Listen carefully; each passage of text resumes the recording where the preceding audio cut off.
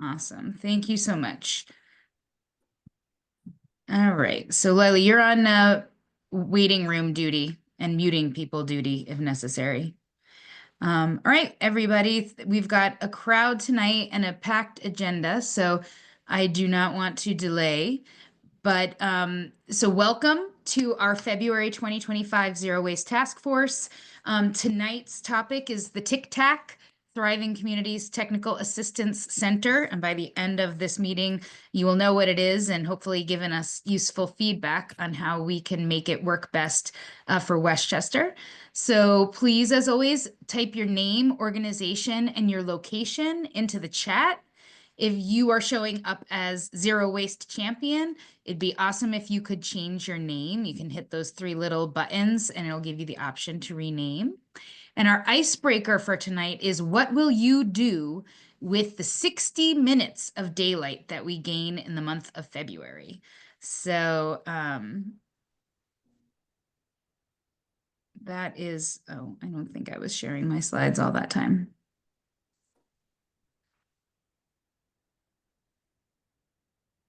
Right. So here's our intro slide. Hopefully that's visible to everybody. But yes, feel free, please put in the chat your name, organization, and location. Rename yourself if necessary. And the icebreaker is, what are you going to do with the 60 minutes of daylight that we gain in February coming out of the dead of winter? And I'm just going to give us a little bit of time for like the flood of people to stop as we have the waiting room filling up, and then we'll get started. And we're going to kick off. We're joined tonight by Senator Pete Harckham, who is I'm lucky enough to have as my senator, but he's got some exciting updates from Albany that he's going to share with us relevant to our work, not only about the incinerator, but clean air in general, clean water, I'm sure. I got a preview of that on Friday. So I think our waiting room has slowed down. So we'll proceed. This is our agenda for tonight. I'm doing the welcome now. Then we're going to hear from Senator Harckham. We will then get into the meat of the program. So the Thriving Communities Technical Assistance Center basics, and we're joined by Jordana Vanderselt from the TCTAC, so the Thriving Communities Technical Assistance Center Director of Operations. Once Jordana's given us the background on the TCTAC, we're going to get into hearing from you. We want your feedback on what our in-person training that we're doing with the TCTAC, what do you want to get out of that training? What topics should we cover? And then as usual, we'll have our community discussion. So we'll be getting your feedback and we'll do the Q&A. And then as always, we have action items for you to do tonight. So with that, I'm going to invite Senator Harckham. I'm going to stop sharing and invite Senator Harckham to take it away. You're muted still, Pete. There we go. Sorry about that. Been a long day. Thank you very much, Courtney. Thanks for the invitation. Always great to see you. Great to see everybody. Thank you all for being here. Thank you for your advocacy and your partnership. I see my colleague, County Legislator Emiliana Ulai here. Great to see you as well. So a couple quick updates from Albany regarding the budget right now. What's really striking about the environmental budget is that the governor proposed. Right now we're still going through the governor's proposal, is what's been omitted, not what's been included. What's been included is fine. You know, the normal 500 million for clean water, she didn't cut that. Activists want 600, we'll be pushing for 600. The 400 million for the Environmental Protection Fund, she put that in her budget, did not try to put staff salaries in there, which is a good thing. Advocates are pushing for another 100 million. We'll be pushing for that. So those are two very positive things. A lot of new hires for DEC, which is which is very positive. A number of them going to the water division, which is something that we've been asking for. New pilot program on PFAS and private well testing. We have a bill on that as well, which we hope to marry with theirs when we negotiate the budget. So those are all kind of, the good things, the nice things in her budget. The major omission is no cap and invest plan. Cap and invest we passed 2 years ago. DEC and NYSERDA have been working on the regulations for the last 2 years, and it's supposed to go into effect this year. And that would give us, at the low end, $3 billion a year to begin to decarbonize our economy. We talk about how do we get assistance to our environmental justice communities. That was going to be the fund of money to do that. 35% of all of the proceeds of the cap and invest marketplace were to go to disadvantaged communities for what we call climate-centered, community-centered solutions. So this was not going to be Albany or DEC telling communities how, they should be cleaning up or decarbonizing their communities. This would be about how communities feel it's best for them to go about this process. Local hiring. We did write strict labor standards for things like project labor agreements, for prevailing wage, for local hiring, strong apprenticeship, because we want to share the benefits of the transition for everybody. So the governor has not included the cap and invest program in the budget this year. So I think that is going to be really the big environmental fight moving forward. So, I don't want to get out in front of my colleagues in the Senate. We have a very collaborative approach. We have budget working groups on various subject matters. I chair the group that does environment, energy, housing, agriculture, and parks. We start our work tomorrow. We'll have a series of meetings over the next couple of weeks to go through the governor's budget. And then we look at all of the suggestions that our Senate colleagues have made. And then we come to consensus decisions. And then we'll present that to the rest of the Senate Democrat as a basis for the one House budget in the areas that we're working on. So that's kind of where we are with the budget right now. Couple other updates. I've spoken in both Westchester County and DEC. The public engagement program for Wheelabrator, they swear is like just a few weeks out now. I spoke to them last week, both of them last week.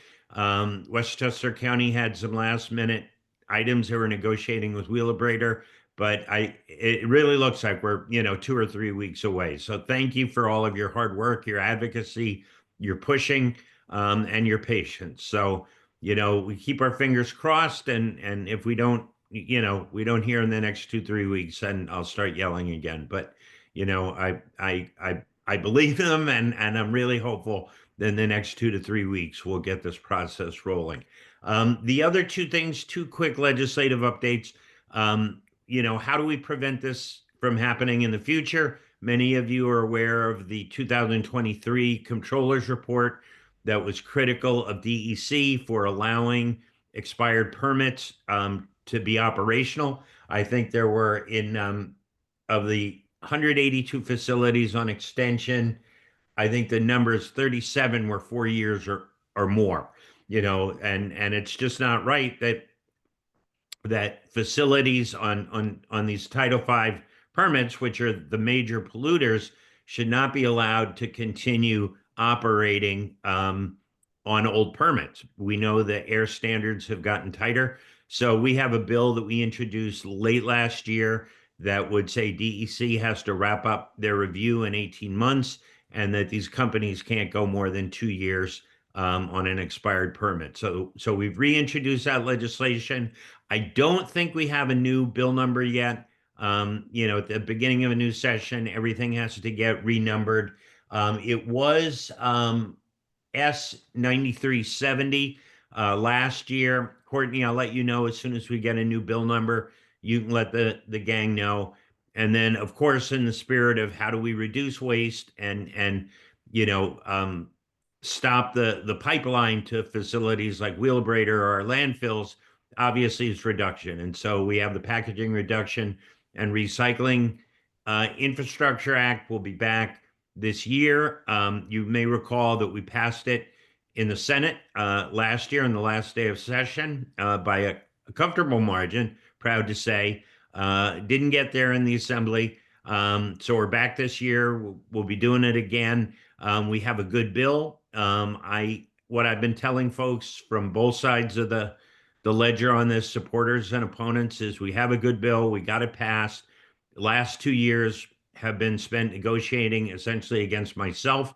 And so, we're going to stand pat with the bill this year. We're going to move it again as is. We know we're going to have to do another negotiation with the governor, in the chapter amendment process. And so, there are a couple items on the bucket list, but we'll get to them then, so we're not constantly negotiating against ourselves. So those are just some quick updates.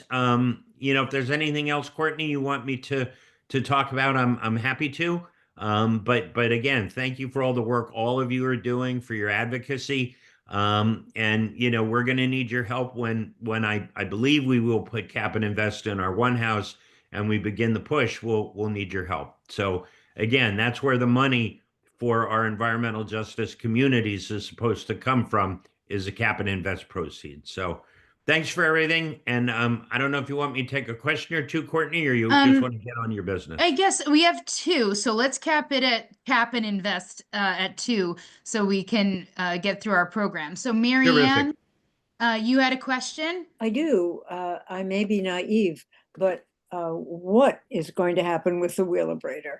I mean, what are we excited about here? Because I don't know what it is. So I'd love to know. Oh, well, I will get into that intro in a bit, but Okay, we always give Senator Harckham and our electeds prime time slots so they can move on and do their other commitments. So I'll get into that.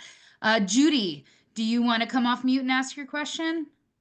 Yes, it was lovely to see you last night, Courtney, on the Zoom about the small modular reactors. You were very eloquent that it was not a good idea, but that it was in Governor Hochul's budget. And Senator, you didn't mention that. I don't know where that actually stands. Yeah, the governor requested $6.5 million to continue to study nuclear. For some reason, someone got in her ear and convinced her this is a great idea, both for meeting our climate goals and also for attracting the chip business and AI and some of these high energy tech users.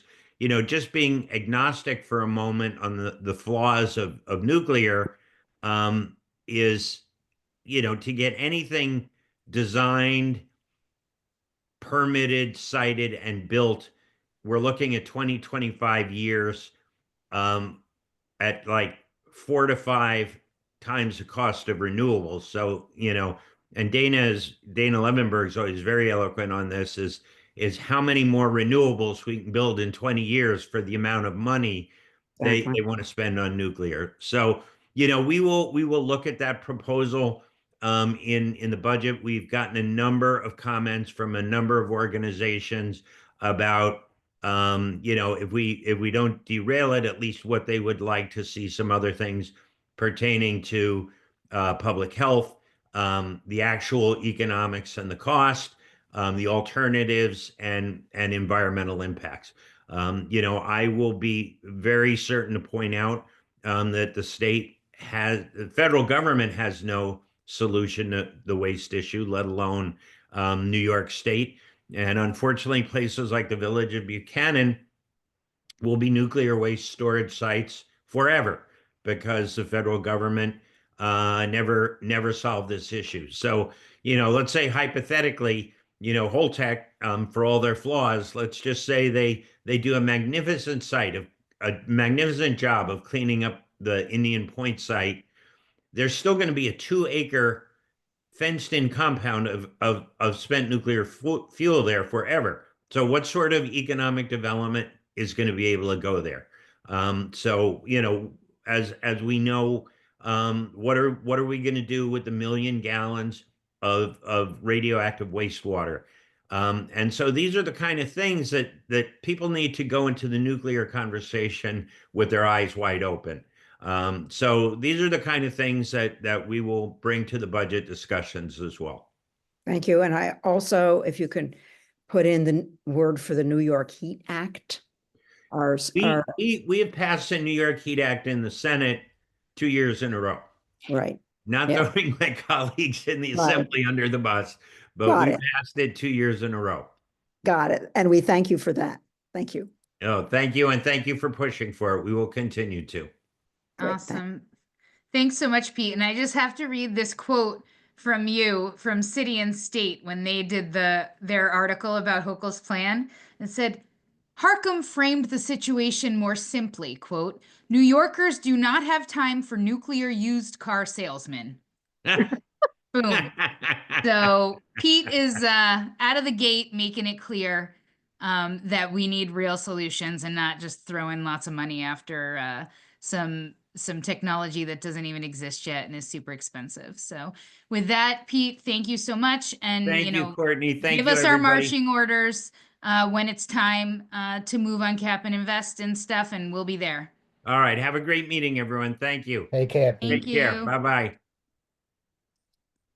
All right. So that was great update, and I'm really excited to hear from the senator about the new legislation to cap the amount of time that the DEC has to consider air permits. So now I always try to let our electeds speak first because they fit us in as best they can. So now I'm going to go back and do a little bit of an intro about WAS. So what is WAS? Westchester Alliance for Sustainable Solutions. We are an alliance of community organizations from Westchester County working to close the Wheelabrator Westchester Trash Incinerator operated by Wind Waste Innovations in Peekskill, which is where 90+% of Westchester County's garbage is burned. It is the largest industrial air polluter in the county.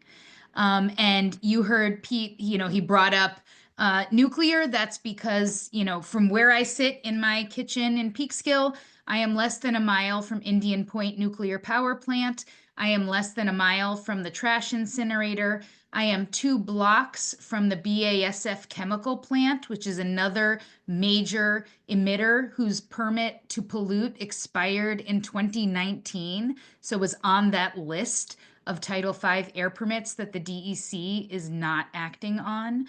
I am also 400 feet from the massive Algonquin fracked gas transmission pipeline system that was forced through my community. And we've got a bunch of brownfield sites. We've got a sewage treatment plant. And I'm sure this kind of laundry list of pollutants is familiar to other folks on this call who are from environmental justice communities. And I know we've got folks from Yonkers on here and Port Chester on here, so you know what this is like. So that is WAS's main focus, but when this opportunity came up to work with WE ACT on the Thriving Communities Technical Assistance Center, we jumped at it because we want to funnel grant money to our environmental justice communities. And that is why we are here tonight. But just because I've got to plug our 3 Ps for those who, this might be your first WAS Zero Waste Task Force meeting, we tell people, when you're talking about trash incinerators, remember the 3 Ps. Incineration is bad for people, it's bad for the planet, and it's bad for our pocketbooks. It's bad for people because it is harming our health. It is the largest industrial air polluter. We get an F for air quality here in Westchester County, and Peekskill residents have increased rates of health problems that are associated with air pollution. It's bad for the planet because emissions from Wheelabrator are contributing to climate change. It is the largest industrial source of greenhouse gas emissions in Westchester. And it's bad for our pocketbooks because it is historically the most expensive way to manage our waste. And if it fails, we're going to be stuck with 2,200 tons of garbage a day. And we need Westchester County to stop pretending like this 40-year-old incinerator. It is almost tied for being the oldest trash incinerator in the country. So we need the county to be acting on this because it's what's right for people, for the planet, and for our pocketbooks. And with that, I am going to be quiet and kick it over to Jordana to jump in and get to the meat of tonight's presentation. So Jordana, take it away. Thank you. Hi, everyone. Thanks for having me tonight. Let me get my slides up. All right. I'll try to go through these. One second. Go on. I'll try to go through these kind of quick just so that we have like more time for discussion. And I know, Courtney, you all want to go through the survey and responses as well. But I'm Jordana, she, her pronouns, and I work at WE ACT, which is based in Harlem. But this technical assistance center that we have called the TCTAC does serve communities all throughout New York State, as well as New Jersey. We have both states in our region. And obviously, the past 3 weeks have been really rough working on an EPA-funded program. I can kind of like quickly tell you all where we're at right now. Things change day to day. But we are an EPA-funded program. We legally have money and a contract to serve New York and New Jersey until 2028 to give, technical assistance, training, really whatever kind of capacity building needs a community comes to us with. So again, we legally have that money, we have the contract, but as we know, things are happening in an illegal manner that are, holding up lots of federal grants. Again, things change day to day, but we are sort of operating as usual right now. Until someone tells us to stop, we're just going to keep going. So that's kind of all the update we have, even, internally. That's all that the EPA can tell us. But we're here till 2028 unless someone really forces our hand. But you can see kind of the main buckets of this TCTAC program, which is nationwide, but just really helping people identify grant opportunities, helping them prepare grant applications. I'll also mention we help folks access any type of funding, private funding, which we are sure we're going to see an increase of as we see a decrease of federal funding probably. We can help folks access like state funding, any more local funding, city. Well, you all are in Westchester, but maybe not all. So yeah, we can basically help with a broad range of grants or funding opportunities. We also help with building capacity to engage with decision makers, which it seems like this group definitely already does, the organizing and advocacy piece, and develop partnerships. But let me just show you all real quick, and I'll get into our, focus areas in a bit. So yeah, I mean, it's good to know that there is a TCTAC in each region, in each EPA region across the country. Ours, again, serving New York and New Jersey. And I'm sure Courtney has these slides, and I'm sure, you can make them available afterwards. But we have a number of partners that we work with on our TCTAC in order to provide all this training, because WE ACT does not hold all the knowledge, of course. We have community-based partners, actually mainly in New Jersey, but between the three of us, NJEJA and the South Ward Environmental Alliance, we have probably all of the like community organizing type capacity building needs that we can train others on or just provide TA on. We're also partnered with NYU's School of Law, and that's where we provide services in regards to EJ Law and Policy. Also, Columbia Climate School helps us out with that. And then we're partnered with a national nonprofit called the Environmental Protection Network, which folks may be familiar with, but they are a nonprofit comprised of, I think, 600 former EPA employees who have, you know, like a wealth of knowledge on different air quality issues, water quality, brownfields. And then Clean Energy Group helps us out on all of our clean energy transition topics. Who we serve is pretty much everyone.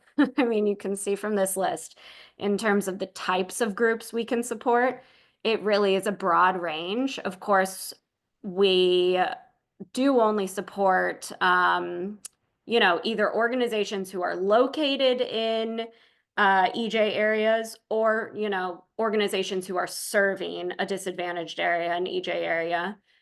But we are definitely open in, like, you know, we could serve a municipality, we could serve a unincorporated sort of like coalition. And here are really the categories of what we focus on. So I would say our strongest in terms of our technical assistance that we provide one-on-one to folks is that navigating and applying to grants. We really can't, so on our team, we have a few different grant specialists is what we call them. And groups can access us, actually I have a slide on this, but groups can access us through an intake form and then really meet one-on-one to tell us, I have this issue in my community, I want funding to resolve it, or I have this project like already in motion, I'd like funding to sustain it, I'd like funding to, you know, grow it. Really, you could come to us with any sort of, you know, climate project, energy project, environmental project, and we'll sit with you one-on-one, you know, assess how big of an organization you are, what's, you know, what like budget are you trying to apply for, and then we can really work with you one-on-one to find that opportunity and then feel comfortable applying to it. And then you can see our other focus areas are kind of what I explained in terms of our partners. So energy justice, any sort of energy projects. We have helped people a lot on their solar projects in particular, solar and storage. Yes, community organizing, engaging with decision makers. We do have a lot of trainings on sort of like the roots of environmental justice. What is some other ones? Clean air. Beauty justice is one that we focus on a lot at WE ACT. You know, to have clean beauty products, personal care products. Let's see. And then EJ policy and regulatory analysis, like I said. And then we can also help folks in managing grants once they actually get them. Lots of, you know, financial and operating needs to manage a grant. So we can help you with any of those forms that you may have to submit, and just sort of like reports that you have to submit, that sort of thing. But this really breaks down how we're serving people. So I would say the most tailored way that we can help folks is through this one-on-one technical support. So on our website, we do have an intake form. You can fill it out and tell us, you know, your problem, or again, the project that you're already sort of have in motion. And then we'll really meet with you at first just to sort of assess what you need. And then we can meet on an ongoing basis, kind of determined by your needs, to, you know, either like connect you to one of our partners, or again, like our grant specialists have worked one-on-one with folks on a weekly basis just to get them ready to submit a grant application. We also do these monthly virtual trainings that, again, are led by our TCTAC partners. They're on a range of different topics, and they are they're not like introductory level, but they are a little more broad because they are accessible to anyone across the country, actually. So like on the screen, we have one that we did with the group in New Jersey about organizational growth. They actually talked a lot about how you build an organization from just a coalition to a 501c3. How do you like strategically, stack funding so that you're not just funding a project to a project to a project, but you're funding actual, operational staff. So we do have lots of monthly virtual trainings that, of course, I can share the link to how you would register for those and whatnot. But I'm putting links in the chat for you, oh, Jordana. thank you. I know it's hard to have my chat up. Thank you. Yeah. But this is really the part that WAS is leading for us, is this Community Voices initiative. So actually, okay. So for our Community Voices, we are in our TCTAC structure. We wanted to have, like regional outreach partners, basically, to really boost our TCTAC services, but also to deliver some really focused in-person trainings. So we are working in the 10 regions of New York State. Obviously, WAS is covering the Mid-Hudson. But our Community Voices will provide local support curated to meet the needs of, all the different regions. They help us conduct outreach, support design and facilitation of the in-person training, and then really, as Courtney knows, like they'll help us shape this program a little more. We are still only in year 2 of a 5-year program. So we can make adjustments just to make sure that we are really, better serving people. But let me go back to this. But so now I think we will go in and talk a little bit about these in-person trainings. We have basically like a catalog of trainings, a range of different trainings that we can help folks implement in their community. But each of our Community Voices groups are really like taking the time to survey folks, in their community to see what they need. But even from this screenshot, I mean, some of these things have come up already in this meeting. Like we do have expertise on PFAS, brownfields, really almost anything, not everything, of course. I won't be, crazy to say that, but yeah, if you all want to just jump into talking about the in-person training, that's kind of all I had. And of course, here are the ways that you can connect with us through the intake form. I'm sure Courtney was dropping links, as she said, so. Let me see here if I can just, But yeah, of course, if anyone needs these slides, just let me know and happy to send them. We'll put those together. We'll send a link to the slides when we send the link to the recording out to everybody. Cool. So, great. So our next speaker is going to be Lila Goldmark from WAS. And some of you may have already filled out a survey that we put together because right now we're in the stage of soliciting input from all of you on what you need in an in-person training. So I'll hand it off to Lila to present on the feedback we've already gotten, the feedback that we're still missing, and how you can help us make sure we're reaching everybody.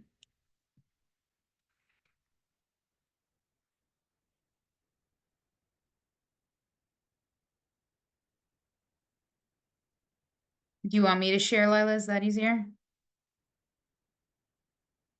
Sorry, I was muted. That's what I was asking. Do you Sure. want to share, or I can? It doesn't. I mean, if you want me to put chat, drop links, you should share, but otherwise if you, I'll share you links. okay. Thank you. Sorry, everybody. Teamwork makes the dream work.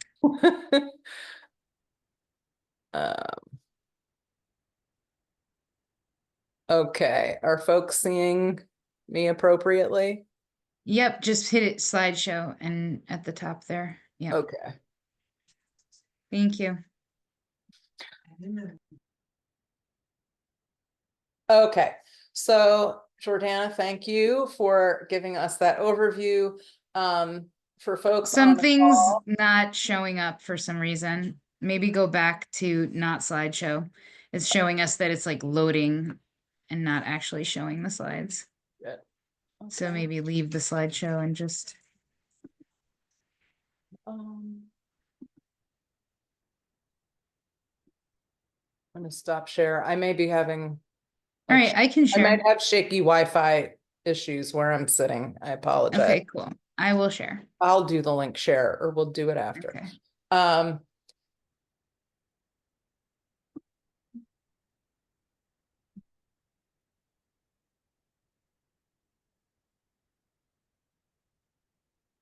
How's that?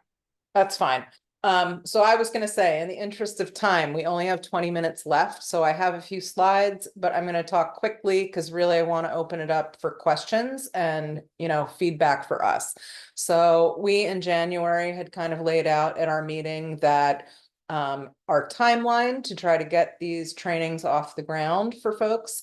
We're targeting April, May of this year for the first training and another in 2026. And we have decided for Mid-Hudson to focus on 5 communities that are, designated environmental justice or disadvantaged communities under New York law. So Mount Vernon, New Rochelle, Peekskill, Port Chester, Yonkers. That does not mean that any of our other WAS folks can't participate. It means we want to get the money to the biggest need first. So that's where we're doing our outreach first. Next, please. Next slide, Courtney. All right, so to that end, just like Jordana said, they don't know all the intimate local issues, so they rely on partners like WAS to help them. In the same vein, WAS is an organization that has been focused on the incinerator and waste management. We're very Peekskill oriented. So again, we don't want to dictate to what people in Mount Vernon or in Yonkers really need. So we have launched a survey to try to get feedback from people on the ground in those communities. So you can see the link there. That's to the landing page on our website. There is a version of the survey in Spanish and in English that's up now. And we would ask you please to take the survey and forward it, share it with anybody that you think that lives or works in those communities who could give us better feedback on what local needs are. Next. So very quickly, results so far, we tend to have more responses from Peekskill and Yonkers. We've got to get a better job of getting out to the couple of other communities. The types of people responding, we have a lot more contacts, I think, with municipal employees, a lot of folks in environmental education, some sustainability committees, youth groups, but it would be great if we could get more contact with local citizens groups, individuals, advocates. So if you do have suggestions or leads for us, if you could please put any organization names that you think we should follow up with. If you have a contact, great. But please put that in the chat because we will record that for later and that will help us with our outreach. So, again, this is actually a survey question. What's the nature of your work? I've tried to make the survey very open-ended so people can share any thoughts they have, but also help us analyze some data. So those are the types of work that people are doing, a lot of education, some legal, scientific data in any case. Next. This is the portion that was what is of most concern to you. So having outdoor access, clean water, clean air, things that you would imagine are what are coming up in our survey results. So we want to flesh that out more. Next. One thing that we see right away, and we've talked about a lot, is grants and funding. So our survey results show us that 80% of our responses, funding and grants are a big thing. And that's the same feedback we're getting from any verbal communication that we're having with folks. So it is likely that our first in-person training will be on that topic. We'll see, but it's trending in that direction. On non-financial needs, people have voiced some need for support with messaging and communication. Across the board, staffing, understaffing is a problem. And also folks have asked for language support, Spanish translation in the work that they're doing. Next. So here is where, you know, I'd asked Jordana to jump back in. We took a pass through WE ACT's big, you know, training manual. They have many, many topics and many courses that we could cover or tailor to our needs. We tried to go through the big buckets that Jordana talked about before and highlight a couple of specific trainings that we thought would be useful to our communities. We can't do all of them, but those are the ones that are in the survey. When you go through the survey and you're asked for your preferences, this slide shows us the ones that we gave you to choose from. So that's really where I would end and let people look at that for a minute. While Jordana's here, any questions about the specifics of some of those? You know, it would be great if she can help answer those, and otherwise open it up for general discussion tonight.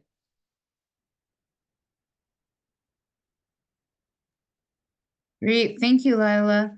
So I'm gonna leave this here for another minute, but we want to start the next slide was starting the community discussion. So let's go ahead and open that. I see Paul has his hand up. Go ahead, Paul. And say where you're from. Oh, hello everyone. Paul Presendu from City of New Rochelle. I lead my city's like local our conservation advisory committee, our environmental advisory committee.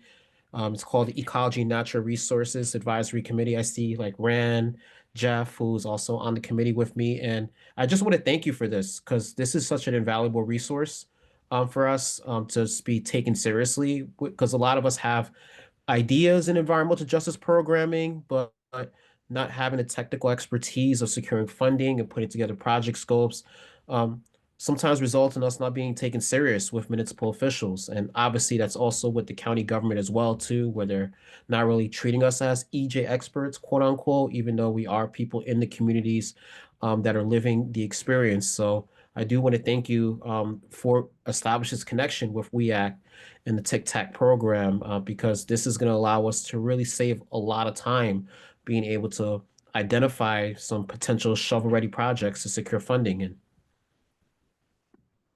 Thanks, Paul. Other questions from folks or not even questions, like we want to hear from you feedback on what does your community or your organization need from WAS and from WE ACT in this regard? Like, how can we benefit your community?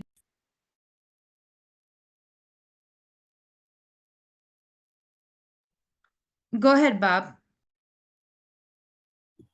Hi, excuse me, lost my voice there. Bob Morrow from Yonkers, the BZAC Environmental Education Center.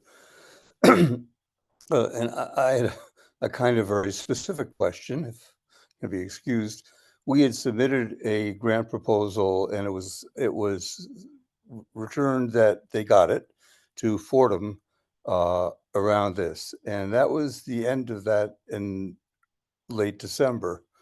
Which is not a surprise in the grant world, but I'm wondering if we did something wrong. I'm not hearing Fordham mentioned, and I'm just curious what might have transpired and what our next steps are. We have more than enough interest to work with you, and I wanted at some point to tell you about a breakthrough we had today, but that's let's leave that for a little later.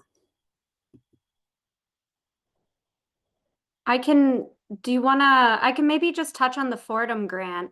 Bob, were you saying that they just acknowledged receipt of the application? You haven't heard anything further. Is that what it was? Correct. Okay. So they haven't yet announced the first round of awards. So again, with the mess that is happening, they also legally have all of their regranting money. But I think they have just been held up with all this freezing that's been going on. That's not to say that they are not going to award, but I think they are in a little bit of a delay in announcing the first round of awards from those who submitted in December. So just to clarify, is it just that you haven't heard anything from them yet? Yes, that's exactly right. Okay, so you may still hear. We try to get updates from them every week on when they would be making those first announcements, and we don't have any updates yet. The only thing that they're telling us right now is that,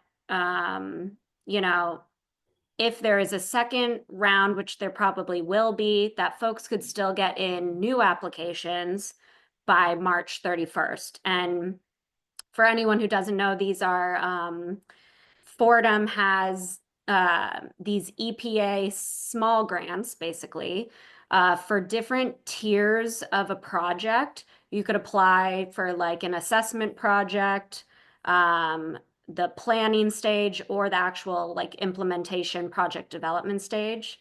And so those range technically from $75K to $350K.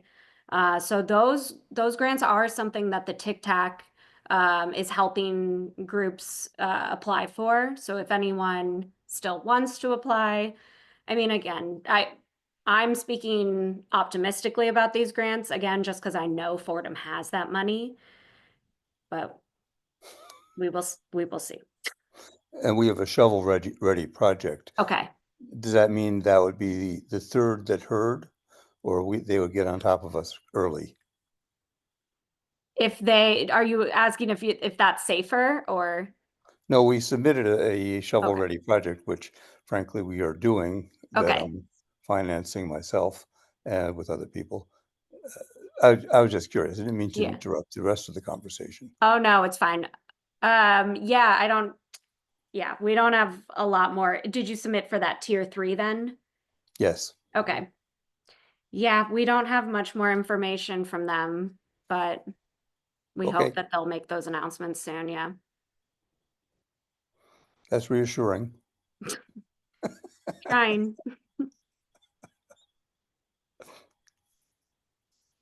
Okay, any other questions? Otherwise, Lila dropped some links in the chat to the survey. So if people are bashful about speaking up, you can click through on the link and share that.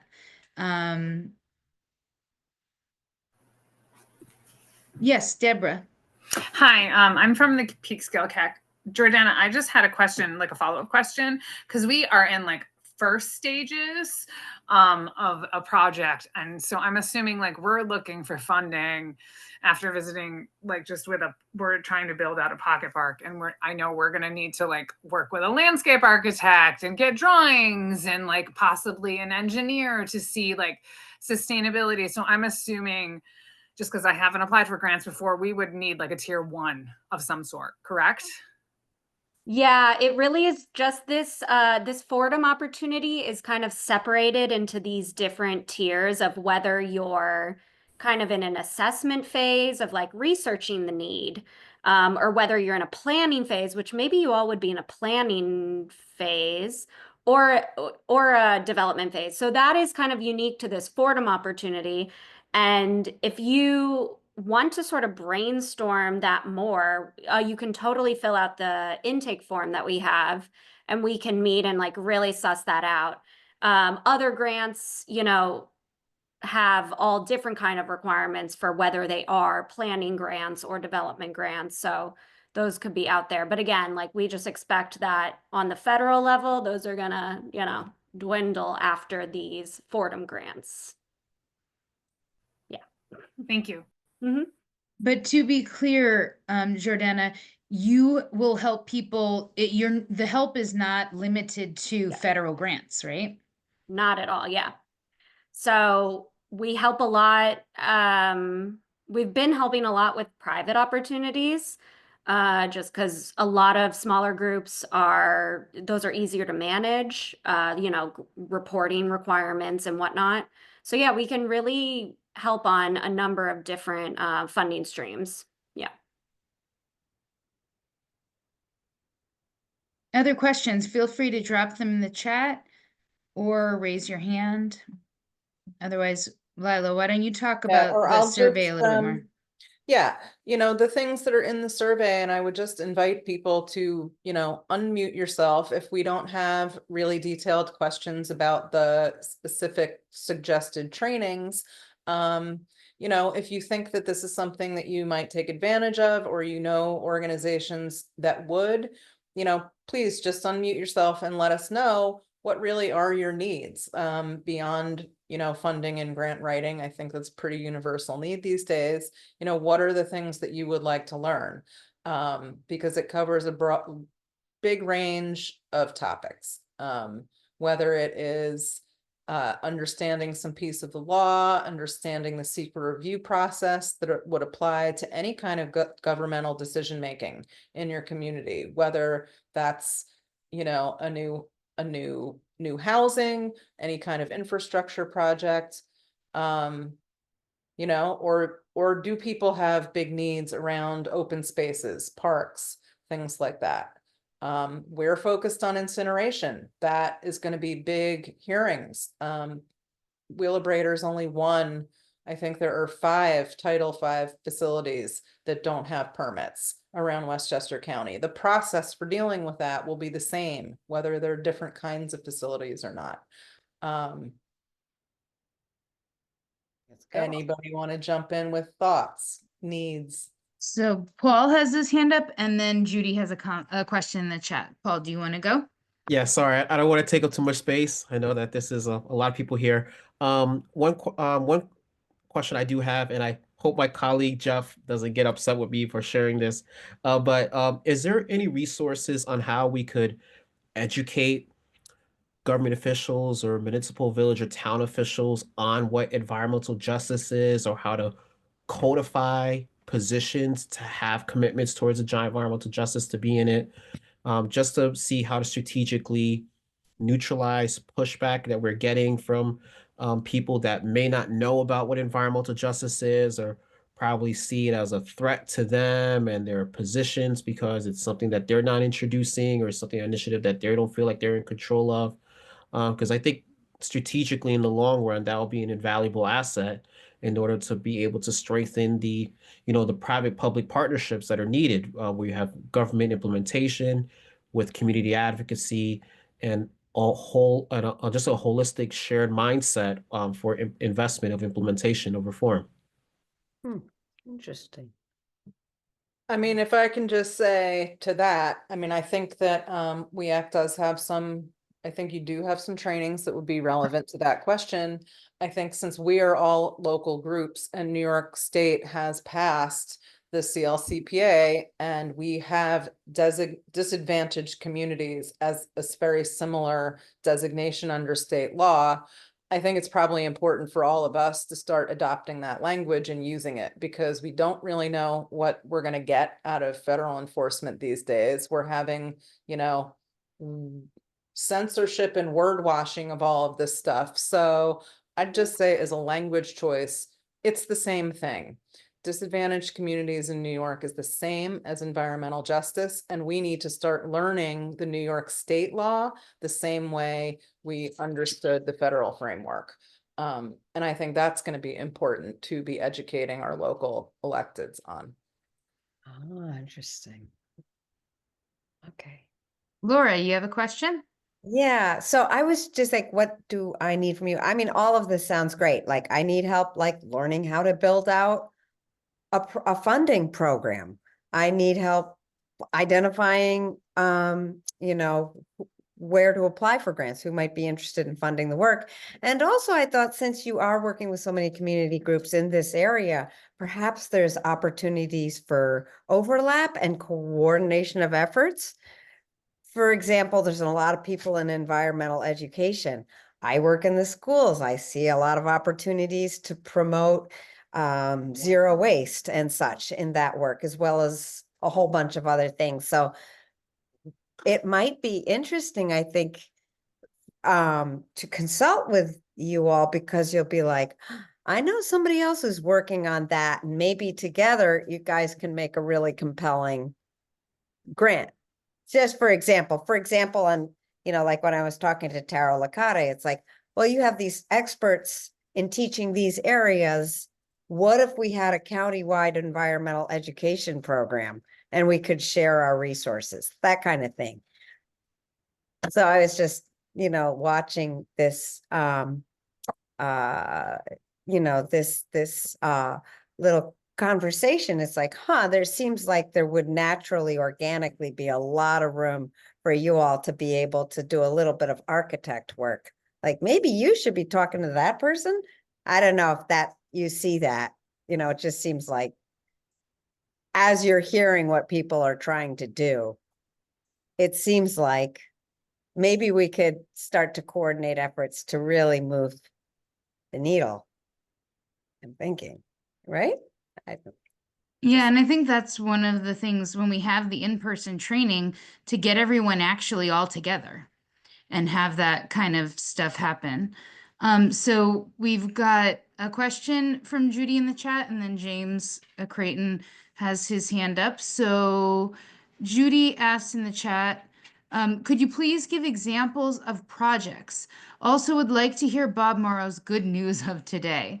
So, Jordana, you want to talk about some, I mean, it really is a huge, anything related to environmental justice, falls under the Yeah, I that guess, category. and I keep kind of switching between two different things. Like, if you're asking what sort of like projects we could give technical assistance on, it really is any environmental, energy, climate resilience, really anything, or I mean, public health, of course, as that impacts you know, one's environmental health.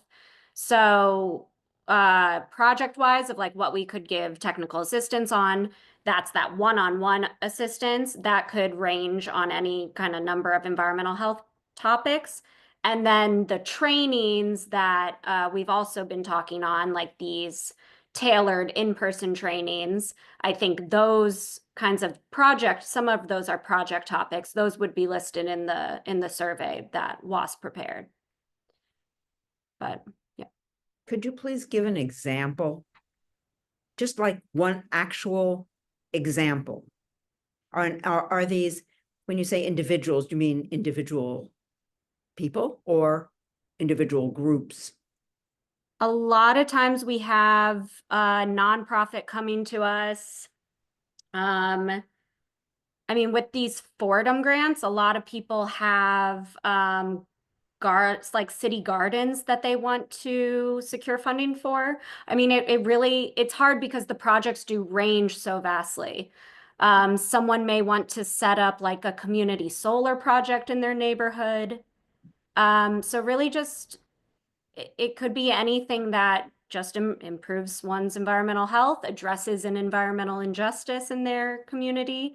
But oftentimes the funding opportunities are more accessible to those who have a 501c3 established.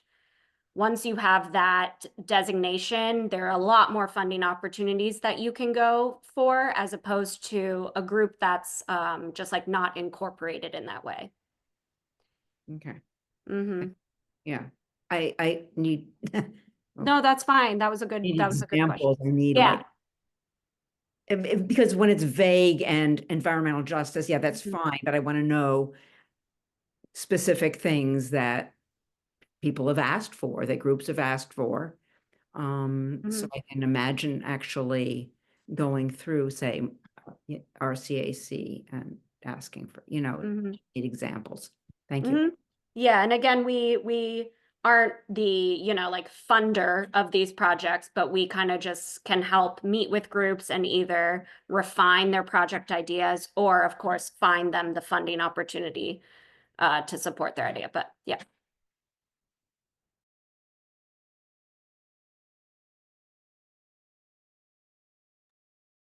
Okay, I think next is James Creighton.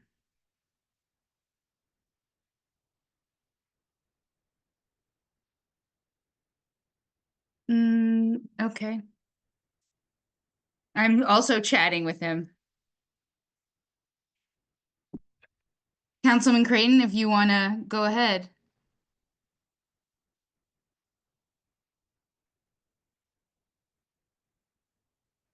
All right, I'm not sure what's going on there. Any other questions while we have Jordana on? If not, I think I'll go to our action items for tonight.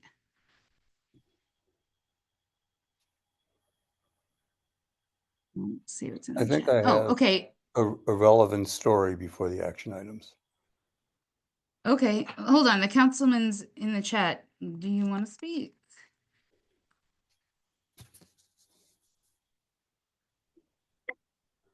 My apologies, I'm driving right now, but Oh, okay.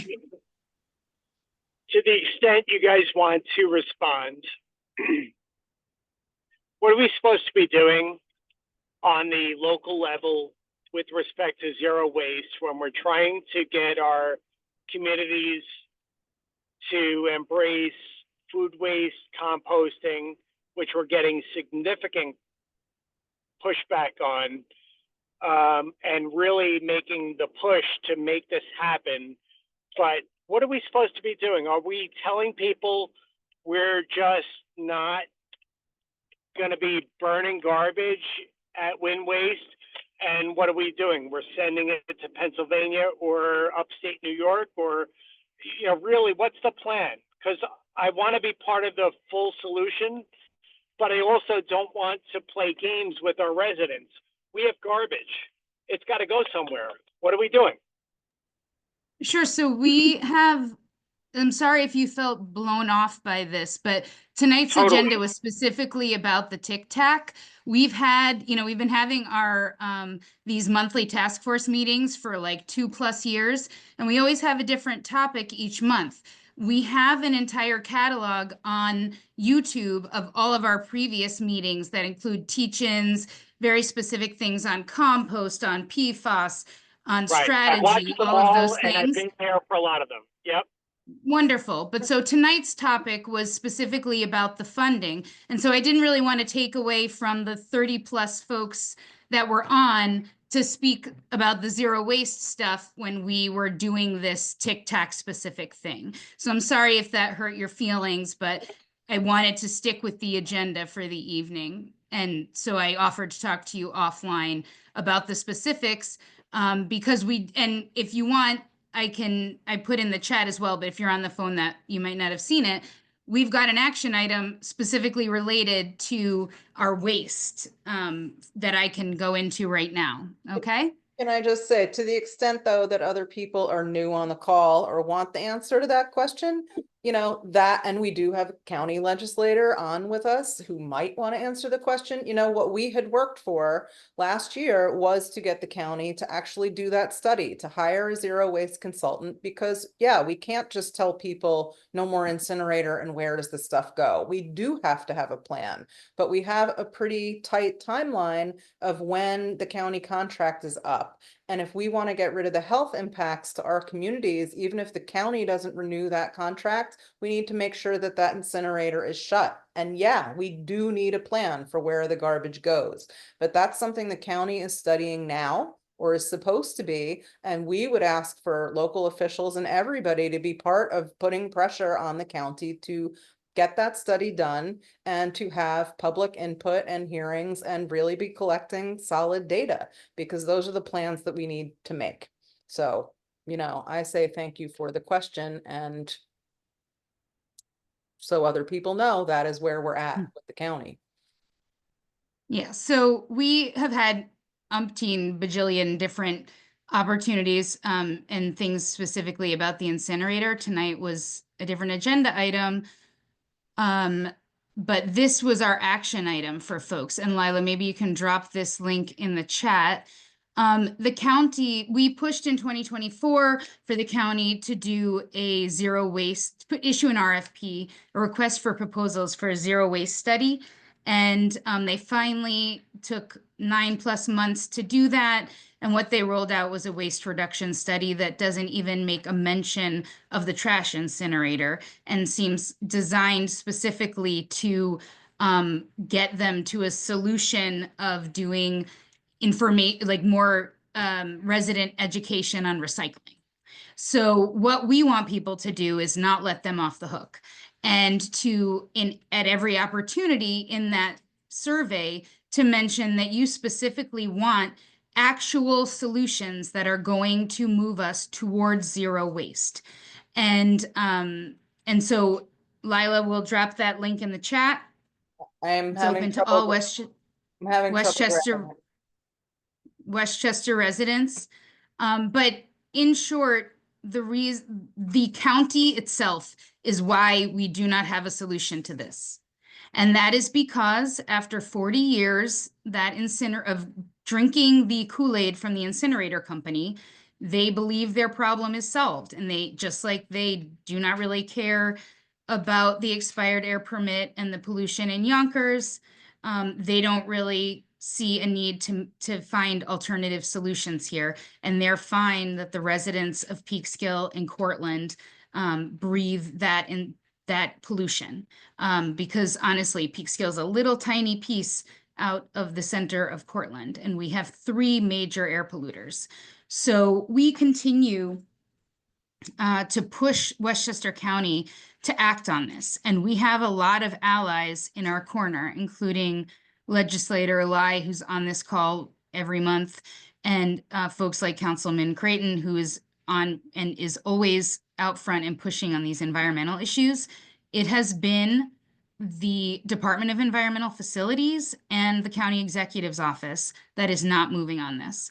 And that is why we do so much work to re-educate our electeds that incineration is not a solution. And it is why we pushed for this request for proposals, so that we could hire an expert to come up with the roadmap that would get us to zero waste. The county is refusing to do that. So that is our action item for tonight, in addition to spreading the word about the TCTAC to those communities we haven't been able to reach. So we've gotten responses in Yonkers, we've gotten a whole bunch of responses in Peekskill, but we really want to hear from Mount Vernon and Port Chester and New Rochelle, and just organizations working in environmental justice communities. Your organization can be based elsewhere, but if the work you want to fund is in an EJ community or a disadvantaged community, then this applies to you. So we are grateful for everyone who came out tonight, and we hope you will take the survey, both this one about the waste, as well as the survey about the TCTAC specifically, and that we can help connect you to the resources you need to secure the funding, because it's long been unfair for environmental justice communities with limited resources to have to compete with well-equipped communities. And we hope that WE ACT and the TCTAC can help us level that playing field.